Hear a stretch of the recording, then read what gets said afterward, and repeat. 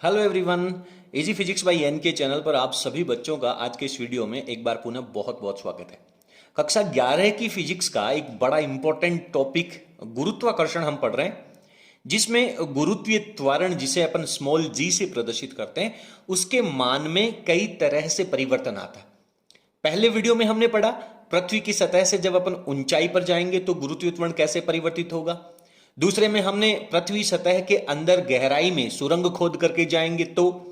तीसरे नंबर में हमने पृथ्वी के आकार की वजह से गुरुत्वीय त्वरण में परिवर्तन पड़ा, और गुरुत्वीय त्वरण को प्रभावित करने वाला ये अंतिम चौथा पॉइंट जो है वो हमसे कह रहा है कि जी के मान में पृथ्वी के घूर्णन के कारण परिवर्तन किस तरह से आता है, इसका फॉर्मूला क्या होगा, इसके रिजल्ट्स क्या होंगे। आप सभी लोग बहुत अच्छे से जानते हैं कि सर पृथ्वी जो है वो सामान्य परिस्थितियों के अंदर हम पृथ्वी को गोलाकार मान करके चलते हैं। तो ये मान लीजिए हमारे पास एक पृथ्वी है और ये पृथ्वी के केंद्र से जाने वाला एक अक्ष है जिसे अपन घूर्णन अक्ष बोलते हैं। जिस तरह से लट्टू अपने अक्ष के चारों तरफ घूमता है उसी तरीके से ये पृथ्वी जो है वो भी अपने अक्ष के चारों तरफ ओमेगा कोणीय वेग से घूम रही है, और इसका जो आवर्त काल होता है वो 24 घंटे होता है। 24 घंटे में पृथ्वी अपने एक्स के चारों तरफ एक चक्कर कंप्लीट कर लेती है। यहां पे हम पृथ्वी का केंद्र बिंदु O मान लेते हैं। अब ये जो भूमध्य रेखा है, भूमध्य रेखा के ऊपर इसका कोणीय वेग जो है उसके प्रभाव की वजह से गुरुत्वीय त्वरण कुछ अलग होगा, और जैसे जैसे हम यहां से भूमध्य रेखा से ध्रुव की तरफ जाएंगे तो इस घूर्णन की वजह से गुरुत्वीय त्वरण के मान में परिवर्तन होगा। तो हम क्या मान लेते हैं कि सर हम इस पॉइंट P के ऊपर हम कल्पना करते हैं कि यहां पे गुरुत्वीय त्वरण का क्या प्रभाव होगा। ये जो पॉइंट P है वो आपके भूमध्य रेखा के साथ में यहां पे थीटा डिग्री का एंगल बना रहा है। अब जो भी हमारा रिजल्ट आएगा उसके अंदर जब हम थीटा को घुमाते घुमाते भूमध्य रेखा के ऊपर लेकर के आ जाएंगे तो थीटा की वैल्यू हमारे पास 0 हो जाएगी, और धीरे धीरे यदि हम इस पॉइंट P को ऊपर की तरफ लेकर के जाएंगे, ध्रुव के पास लेकर के जाएंगे तो इस थीटा की वैल्यू हमारे पास 90 डिग्री हो जाएगी। तो विशेष स्थितियों के अंदर हम थीटा का मान अलग अलग लेकर के और रिजल्ट्स पढ़ लेंगे। तो पृथ्वी के घूर्णन की वजह से गुरुत्वीय त्वरण के मान में क्या परिवर्तन आएगा। अब यहां पर यदि हम बात करें तो ये जो दूरी है वो पृथ्वी की त्रिज्या के बराबर है। अब ये जो पॉइंट P है, ये पॉइंट P इस घूर्णन एक्स के साथ में स्मॉल r त्रिज्या का एक वृत्ताकार पथ बनाएगा। स्मॉल r त्रिज्या का वृत्ताकार पथ के अंदर ये पार्टिकल जो है वो घूमेगा, और इसके प्रभाव से गुरुत्वीय त्वरण के मान में क्या परिवर्तन होता है। तो मान लेते हैं कि हम यहां पे हमारे पास एक m द्रव्यमान का पार्टिकल है। जब वो वृत्ताकार पथ में गति करेगा तो इसके बाहर की तरफ, एग्जैक्टली बाहर की तरफ अभिकेंद्रीय बल लगेगा, और अभिकेंद्रीय बल का फॉर्मूला होता है mv² अपॉन r।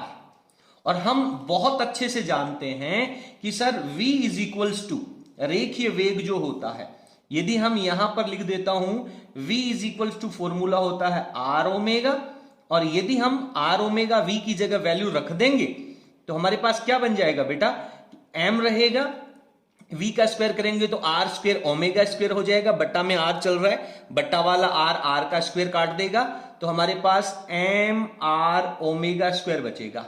ये इसके ऊपर अभिकेंद्रीय बल लग रहा है। क्लियर है, r त्रिज्या के पथ में, वृत्ताकार पथ में गति कर रहा है।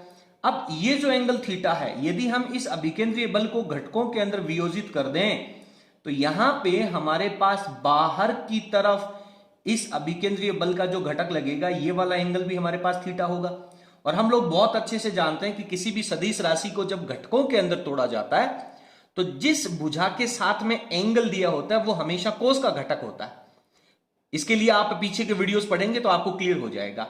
तो ये जो वैल्यू है बाहर की तरफ, ये इस m r ओमेगा स्क्वायर का जो घटक होगा ये m r ओमेगा स्क्वेयर, और इसके साथ में लग जाएगा हमारे पास कॉस थीटा। ये हमारे पास बाहर की तरफ घटक होगा। अंदर की तरफ बल लग रहा है पृथ्वी का गुरुत्वीय त्वरण, जिसे अपन कह देते हैं mg। तो परिणामी बल कौन सा होगा, यदि mg बल जो है वो आकर्षण बल है जिसकी value m r omega square cos theta की तुलना में ज्यादा है। दोनों बल एक दूसरे के अपोजिट डायरेक्शन में लग रहे हैं तो इन दोनों का जो परिणामी बल होगा वो हम कह देंगे कि mg' है। परिणामी बल जो है वो mg' आ जाएगा और g' की वैल्यू जो है वो हमें फाइंड आउट करनी है। अब फटाफट मैं यहां पे आप लोगों को इसकी कहानी जो है, इसका छोटा सा पैराग्राफ जो है वो लिख देता हूं पहले, फिर अपन आगे बढ़ते हैं। तो अभी जो कहानी हमने समझी है उसे ही मैंने शब्दों के रूप में लिखने का प्रयास किया है कि माना m द्रव्यमान का एक पिंड है, वो भूमध्य रेखा के साथ थीटा कोण पर बिंदु P के ऊपर स्थित है। ये भूमध्य रेखा है, इसके साथ थीटा डिग्री का कोण बनाते हुए पृथ्वी की सरफेस के ऊपर, सतह के ऊपर m द्रव्यमान का पिंड है, वो थीटा कोण के ऊपर स्थित है। पृथ्वी की घूर्णन गति के कारण बाहर की तरफ एक बल लगेगा जिसकी वैल्यू mr⍵² होगी। और ये जो mr⍵² है, इसको यदि हम घटकों के रूप में वियोजित करें तो mr⍵² cos थीटा का जो घटक है वो त्रिज्या की दिशा में बाहर की तरफ होगा। जिसका घटक mr⍵² cos थीटा है वो त्रिज्या बाहर की तरफ है। अतः परिणामी बल कितना हो जाएगा? तो mg फोर्स अंदर की तरफ लग रहा है। हम कह रहे हैं कि सामान्य स्थिति में अगर यह घूर्णन नहीं करता, ओमेगा की वैल्यू 0 हो जाती, तो बाहर वाला घटक हमारे पास 0 हो जाता और केवल अभी अंदर की तरफ जो है वो गुरुत्वाकर्षण बल mg लगता। ठीक है, mg वैल्यू लगता। लेकिन घूर्णन गति के कारण बाहर की तरफ भी एक बल लग रहा है mr⍵² cos थीटा। तो परिणामी बल क्या हो जाएगा? सर परिणामी जो बल होगा उसको अपन f' से रिप्रेजेंट कर देते हैं और mg है वो ज्यादा है -mr⍵² cos थीटा की वैल्यू आ जाएगी। और f' क्या है? गुरुत्वाकर्षण बल कितना होगा? इसे हम लिखेंगे सर mg'। क्यों? क्योंकि मान लिया कि पृथ्वी का परिणामी त्वरण जो है वो mg' है, तो m द्रव्यमान के पिंड के ऊपर mg' बल लगेगा, तो बराबर में वैल्यू चलेगी mg -mr⍵² cos थीटा। आप सब लोग बहुत अच्छे से देख रहे हैं कि सर m दोनों में से कॉमन आ जाएगा और इस m को कैंसिल आउट कर देगा। तो फाइनली हमारे पास वैल्यू बचेगी g' equals to g -r⍵² cos theta. Sir g' हमें निकालना है। g हमारे पास पृथ्वी की सतह पे गुरुत्वीय त्वरण है, ओमेगा पृथ्वी का कोणीय वेग है, थीटा एंगल हमने ले रखा है। ये r क्या है? ये r जैसे जैसे पार्टिकल ऊपर की तरफ ध्रुव की तरफ जाएगा ये r का मान छोटा होता जाएगा, और जैसे जैसे पार्टिकल घूमता घूमता पृथ्वी के भूमध्य रेखा पे आ जाएगा तो ये जो वृत्ताकार पथ की त्रिज्या है वो पृथ्वी की खुद की त्रिज्या कैपिटल R के तुल्य हो जाएगी। तो यहां से हमें r की वैल्यू लिखनी है। तो आप लोग बहुत अच्छे से देख रहे हैं कि सर यहां पर एक समकोण त्रिभुज बन रहा है और इस समकोण त्रिभुज में ये बाहर की तरफ का एंगल थीटा है, तो ये अंदर वाला एंगल भी थीटा होगा। और ये जो OP वैल्यू है, OP केंद्र से सतह की, ये पृथ्वी की त्रिज्या कैपिटल R के बराबर है। तो ये हमारे 90 डिग्री के सामने वाली भुजा है जो कि कर्ण है, थीटा के साथ वाली भुजा आधार है। आधार और कर्ण के बीच में जो रिलेशन होता है वो हमारे पास, इस पार्टिकल को मैं कह देता हूं O' पॉइंट कह देता हूं। तो एक समकोण त्रिभुज हमारे पास आ जाएगा, उसका रेफरेंस मैं यहां पे डाल देता हूं, इस तरफ लिख लेता हूं समकोण त्रिभुज। क्या नाम है बेटा समकोण ट्राइंगल का? Right angle triangle. OP में क्या घटना होगी? सर आधार दे रखा है, कर्ण दे रखा है, तो cos थीटा लिख देते हैं। तो cos थीटा की वैल्यू जो हो जाएगी वो क्या होती है? आधार बटे कर्ण, R/R।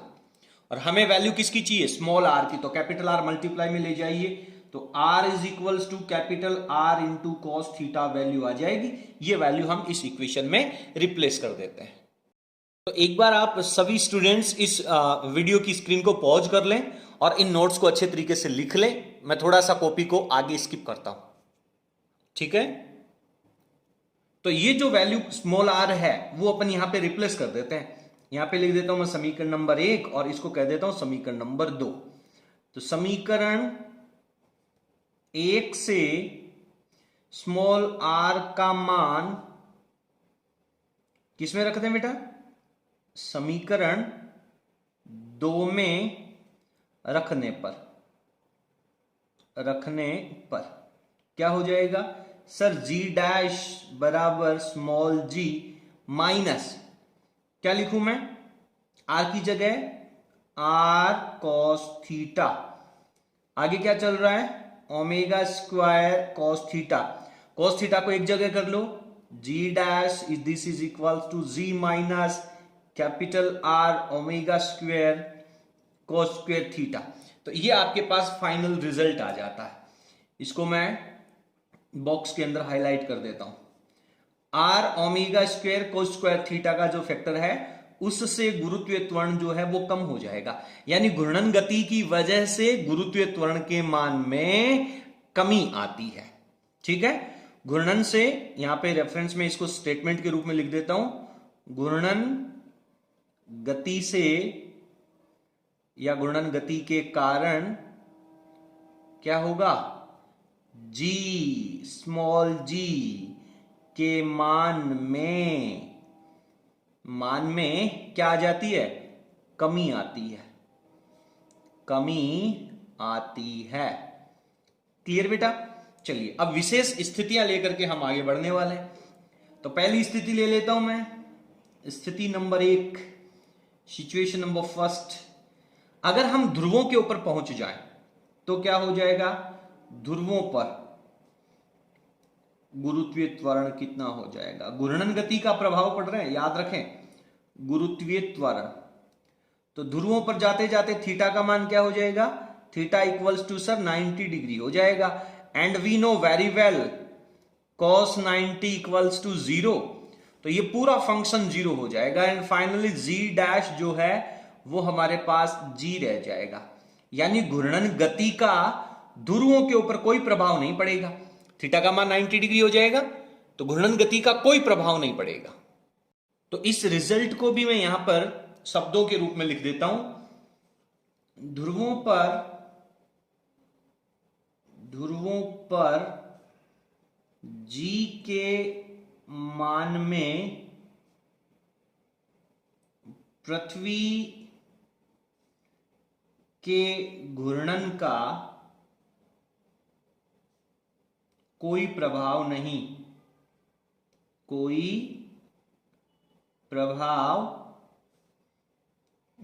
पड़ता है। उम्मीद करता हूं कि आप सभी को यह बात बहुत अच्छे से समझ में आ गई होगी। आगे चलें बेटा, सिचुएशन नंबर 2 की बात कर लेते हैं। अब हम चलते चलते आ जाते हैं भूमध्य रेखा के ऊपर। तो यदि हम भूमध्य रेखा की बात करें, भूमध्य रेखा पर क्या होगा सर, भूमध्य रेखा पे थीटा का मान 0 डिग्री हो जाएगा, and we know very well cos 0 degree equals to value 1 होती है। देन हमारे पास G dash this is equals to G minus R omega square, और आप देखेंगे कि जी डैश यानी परिणामी गुरुत्वीय त्वरण है वो सतह के गुरुत्वीय त्वरण की तुलना में कम हो जाएगा, डिक्रीज हो जाएगा। तो सबसे ज्यादा प्रभाव जो है वो भूमध्य रेखा के ऊपर पड़ता है, सर्वाधिक प्रभाव, घूर्णन का सबसे अधिक प्रभाव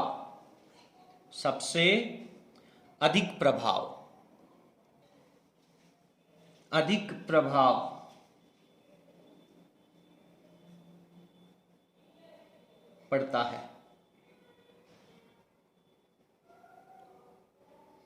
ठीक है, उम्मीद करता हूं कि ये सब बातें आपको बहुत अच्छे से समझ में आ गई होगी। पहले आप वीडियो का स्क्रीन पॉज करके इनको अच्छे से लिख लें, इसी टॉपिक को अपन आगे कंटिन्यू करते हैं।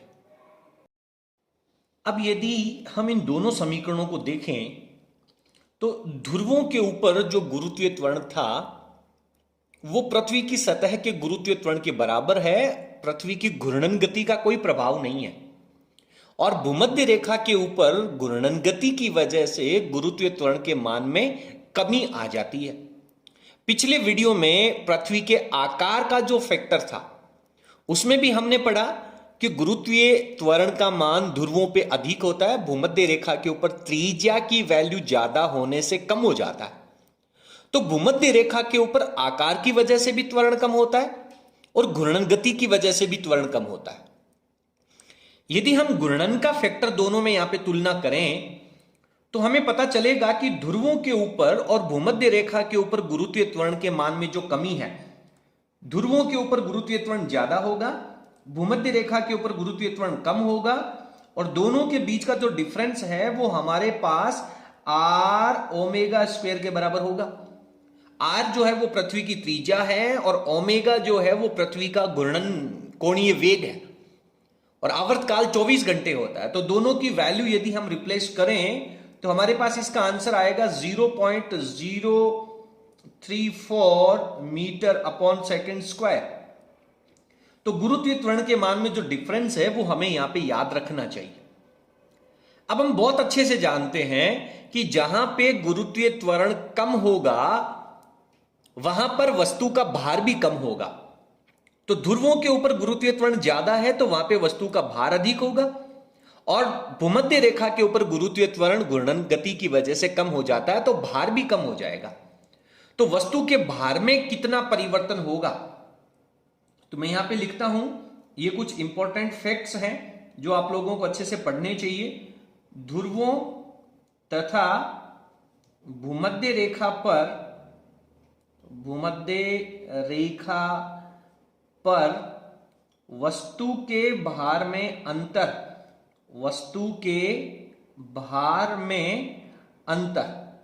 तो वस्तु के भार में अंतर क्या आएगा सर, m और डेल्टा जी, गुरुत्वीय त्वरण में जो अंतर है। तो गुरुत्वीय त्वरण में जो डिफरेंस है उसको हम लिख सकते हैं m GP minus GE। Clear है? और इसकी वैल्यू है वो हमने r ओमेगा स्क्वायर लिखी है, तो ये जो हमारे पास वैल्यू आ जाएगी वो m r ओमेगा स्क्वायर हो जाएगा। GP माइनस GE की वैल्यू हम लिख देंगे r ओमेगा स्क्वायर। बड़ा इंपॉर्टेंट फैक्ट है। इसके बाद में अगला एक और टॉपिक है कि यदि पृथ्वी के घूर्णन की वजह से भारहीनता आ जाए, भारहीनता कहां आएगी, भूमध्य रेखा पर, क्योंकि ध्रुवों के ऊपर तो घूर्णन का प्रभाव ही नहीं है। भूमध्य रेखा पर यदि हम भारहीनता ले लें, भारहीनता का मतलब है गुरुत्वीय त्वरण का मान 0 हो जाए भारहीनता की स्थिति में। तो भूमध्य रेखा पे हमने G डैश बराबर G minus R omega square पढ़ा, और भारहीनता का मतलब होता है mg की वैल्यू 0 होना, भार बल, आकर्षण बल 0 हो जाना। तो भारहीनता की स्थिति में क्या हो जाएगा बेटा, G डैश 0 हो जाएगा। अब G डैश यदि 0 हो जाएगा तो ये जो इक्वेशन है इसमें G डैश की जगह यदि मैं 0 रखूं तो ये मेरे पास वैल्यू हो जाएगी माइनस आर ओमेगा स्क्वायर, दूसरी तरफ जाएगा तो प्लस का हो जाएगा, तो G is equals to R omega square हो जाएगा। क्लियर? अब आर ओमेगा स्क्वायर हो जाएगा तो यहां से हम ओमेगा की वैल्यू निकाल सकते हैं। ओमेगा बराबर हो जाएगा सर G अपॉन आर, और स्क्वायर हटाएंगे तो रूट लग जाएगा, तो ये पृथ्वी का कोणीय वेग आ जाएगा। और पृथ्वी का कोणीय वेग यदि आ जाएगा और आप यदि आवर्तकाल निकालना चाहते हैं, आवर्तकाल कौन सी स्थिति की बात कर रहे हैं हम, भारहीनता की स्थिति में आवर्तकाल निकाल रहे हैं, तो आवर्तकाल का फॉर्मूला होता है T is equals to 2 pi upon omega. समय बराबर होता है विस्थापन बटे वेग, तो टोटल कोणीय विस्थापन 360 डिग्री का कोणीय तो बनेगा, एक पूरा चक्कर काटेगा तो, बटा में ओमेगा। तो 2 पाई की वैल्यू हम सीधी 2 पाई लिख देंगे, बटा में ओमेगा है, इसको जब हम ऊपर लेकर के जाएंगे तो ये R अपॉन जी हो जाएगा, R अपॉन जी। तो 2 पाई हमारे पास कांस्टेंट है, R पृथ्वी की त्रिज्या है, G गुरुत्वीय त्वरण है। तो यहां से हमारे पास आवर्तकाल की वैल्यू आ जाएगी T इज इक्वल्स टू, यदि हम इन वैल्यूज को रिप्लेस करके कैलकुलेट करें, अप्रोक्सीमेट 1.40 घंटे इतना आवर्तकाल। यदि पृथ्वी तेज तेज घूमना प्रारंभ कर दे, कितना तेज घूमना प्रारंभ कर दे, अभी पृथ्वी 24 घंटे में एक चक्कर लगाती है, यदि पृथ्वी 1.40 घंटे में, 1.40 घंटे का मतलब होता है 1 घंटे 24 मिनट, 40 घंटे का 1.40 का मतलब 1 घंटे 40 मिनट नहीं है, 1 घंटे 6 चौक 24 मिनट। यदि पृथ्वी 1 घंटे 24 मिनट में एक चक्कर पूरा कर ले तो भूमध्य रेखा के ऊपर भारहीनता की स्थिति आ जाती है। और 1.24 घंटे में एक चक्कर पूरा करने का मतलब है पृथ्वी को अपना कोणीय वेग बढ़ाना पड़ेगा। तो कितना कोणीय वेग बढ़ाना पड़ेगा? मैं यहां पे लिखता हूं भारहीनता की स्थिति में कोणीय वेग जो है पृथ्वी का, कोणीय वेग वर्तमान वेग का, जो वर्तमान में वेग है, वर्तमान कोणीय वेग का कितना गुना? 17 गुना होगा। यदि पृथ्वी 17 गुना तेजी से घूमना प्रारंभ कर दे तो भाई साहब हमारे पास भारहीनता की स्थिति आ जाती है। तो इसके साथ ही आप लोगों का ये जो टॉपिक है वो यहां पे कंप्लीट हो जाता है। उम्मीद करता हूं कि पृथ्वी के घूर्णन गति की वजह से जो गुरुत्वीय त्वरण के मान में परिवर्तन आता है वो आप लोगों को बहुत अच्छे से समझ में आ गया होगा। यदि आपको हमारा वीडियो पसंद आया हो तो प्लीज आप वीडियो को लाइक करें और इसे अपने सभी फ्रेंड्स के साथ शेयर जरूर करें। इसके आगे हम कुछ एग्जाम्पल्स पढ़ने का प्रयास करते हैं। एक एग्जाम्पल मैं आपको सॉल्व करके बता देता हूं, दूसरा एग्जाम्पल है वो आपको सॉल्व करना है और उसका आंसर जो है वो आपको हमें कमेंट सेक्शन में जरूर लिखना है। चलिए आगे चलते हैं। आप फटाफट एक बार स्क्रीन को पॉज करके ये नोट्स जो है वो अपनी कॉपी में अच्छे से लिख लें। ये कंपटीशन के लिए, नीट के लिए, lab assistant, first grade, second grade सभी प्रतियोगी परीक्षाओं के लिए बेहद महत्वपूर्ण है। आगे बढ़ते हैं। एग्जाम्पल जो है वो आपको अपनी स्क्रीन के ऊपर नजर आ रहा है कि यदि अपनी एक्स पर पृथ्वी के घूमने की चाल याद कीजिए। पृथ्वी के घूमने की जो चाल है, कोणीय वेग ओमेगा जो है वो हमें कैलकुलेट करना है। क्या हो जाएगा? ताकि भूमध्य रेखा पर किसी मनुष्य का भार इस समय के भार का 3/5 गुना हो जाए। भार का मतलब क्या होता है? mg'। ये जो mg' है वो वर्तमान भार यानी mg का 3/5 गुना हो जाए। 3/5 वैल्यू हो जाएगी। वर्तमान में जितना भार है उसका 3/5 गुना हो जाएगा। इस स्थिति में हमें ओमेगा की वैल्यू निकालनी है और पृथ्वी की जो त्रिज्या है वो हमें 6400 किलोमीटर लेकर के चलनी है। यदि हम इस किलोमीटर को मीटर में बदल दें तो ये 6400 मीटर में बदलने के लिए 10⁻³ से हम इसे मल्टीप्लाई कर देंगे। तो भूमध्य रेखा के ऊपर गुरुत्वीय त्वरण का प्रभाव क्या होगा? मैं यहां पे लिखता हूं भूमध्य रेखा पर गुरुत्वीय त्वरण। हमने बहुत अच्छे से पढ़ा है अभी। भूमध्य रेखा के ऊपर गुरुत्वीय त्वरण का रिजल्ट क्या होगा? घूर्णन गति की वजह से sir g' this is equals to g minus r omega square. और हमें तो भार बल लेना है तो m से हम इसे मल्टीप्लाई कर देंगे। और प्रश्न कह रहा है कि mg' की वैल्यू है वो 3/5 है। 3/5 mg बराबर mg minus mr omega square. तो हमें वैल्यू किसकी चाहिए? हमें वैल्यू ओमेगा की निकालनी है। तो फर्स्ट ऑफ ऑल mg को दूसरी तरफ ले जाओ तो ये mg माइनस में चला जाएगा। तो 3/5 mg minus mg equals to minus mr omega square चल रहा है हमारे पास। उम्मीद करता हूं कि आप सब बच्चे बहुत अच्छे से समझ पा रहे होंगे इसे। mg 3/5 mg में से mg जब अपन माइनस करेंगे तो हमारे पास वैल्यू कितनी आ जाएगी? माइनस 2/5 mg आ जाएगा बराबर में माइनस mr ओमेगा स्क्वायर आ जाएगा। माइनस माइनस कैंसिल आउट हो जाएगा, m से m कैंसिल आउट हो जाएगा।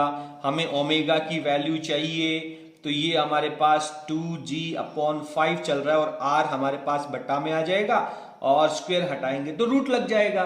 सिंपल। अब आप वैल्यू रख दीजिए। 2 लिखा, g की वैल्यू हम 9.8 लिख लेते हैं, 9.8 लिख लिया, बट्टा में 5 है। ये 6400 किलोमीटर था, पावर 3 से गुणा किया तो मीटर में कन्वर्ट हो गया और ऊपर अंडर रूट लगा दिया। अब इसकी जो कैलकुलेशन है वो आप सभी को बहुत अच्छे से सॉल्व करनी चाहिए। पहले इनको कैलकुलेट करना है और उसके बाद में इसका वर्गमूल निकालना है। तो मेरे पास जो इसकी कैलकुलेशन आई ओमेगा की, जो मैंने रफ में सोल्व किया, वो 7.8 इंटू 10⁻⁻⁴। और कोणीय वेग का जो मात्रक होता है वो होता है रेडियन प्रति सेकंड। तो उम्मीद करता हूं कि यह प्रश्न आप सभी को बहुत अच्छे से समझ में आ गया होगा। इसका अगला जो प्रश्न है वो आपको स्क्रीन के ऊपर दिखा देता हूं, उसको आपको सॉल्व करके उसका आंसर जो है वो आपको हमें कमेंट सेक्शन में लिखना, ताकि पता चल सके कि आप कितना अच्छे से टॉपिक को पढ़ रहे हैं। चलिए, ये जो प्रश्न है, पृथ्वी का कोणीय वेग क्या होगा ताकि भूमध्य रेखा के ऊपर वस्तुएं भारहीन प्रतीत हो जाएं। स्मॉल जी की वैल्यू दे रखी है, पृथ्वी की त्रिज्या दे रखी है, भारहीनता की स्थिति में हमें कोणीय वेग निकालना है। तो इसका आंसर आप हमें कमेंट सेक्शन में लिखिएगा। आपको हमारा वीडियो कैसा लगा प्लीज आप हमें कमेंट सेक्शन में जरूर लिखें। यदि आपको वीडियो पसंद आया तो प्लीज आप वीडियो को लाइक करें और इसे अपने सभी फ्रेंड्स के साथ शेयर कर अपने मित्रों का सहयोग करें और हमें भी मोटिवेशन मिलेगा। कक्षा 11 और कक्षा 12 का कंप्लीट फिजिक्स सिलेबस पढ़ने के लिए आप हमारे चैनल को सब्सक्राइब कर सकते हैं। बहुत बहुत धन्यवाद। Thank you.